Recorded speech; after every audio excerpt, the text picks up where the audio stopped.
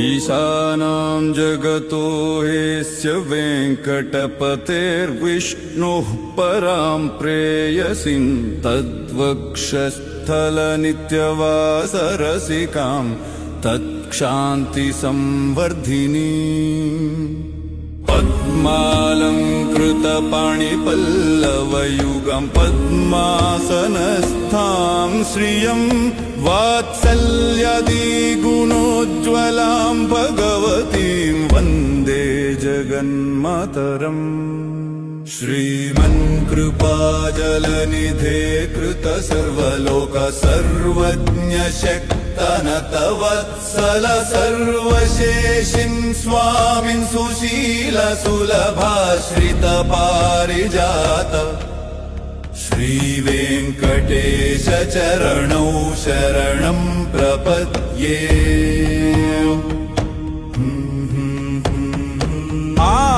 आनूपुरार्चित सुजात सुगन्धि पुष्प सौरभ्य सौरभकरौ समसन्निवेशौ सौम्यौ सदानुघनेऽपि नवानुभव्यौ श्रीवेङ्कटेश चरणौ शरणं प्रपद्ये शरणं प्रपद्ये।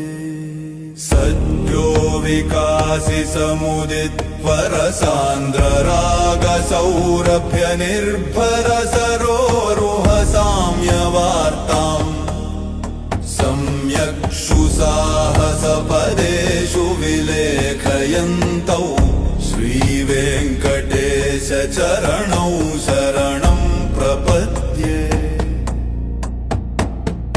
रेखामय ध्वज सुधा कलशात पत्र वज्राङ्कुशाम्बुरुह कल्पक शङ्खचक्रैः भव्यैरलङ्कृततलौ परतत्त्वचिह्नैः श्रीवेङ्कटेश चरणौ शरणं प्रपद्ये। ताम्रोदरद्युतिपराजित पद्मरागौ बाह्यैरुमहोभिरभिभूत महेन्द्रनीलौ उद्यन्नखांसु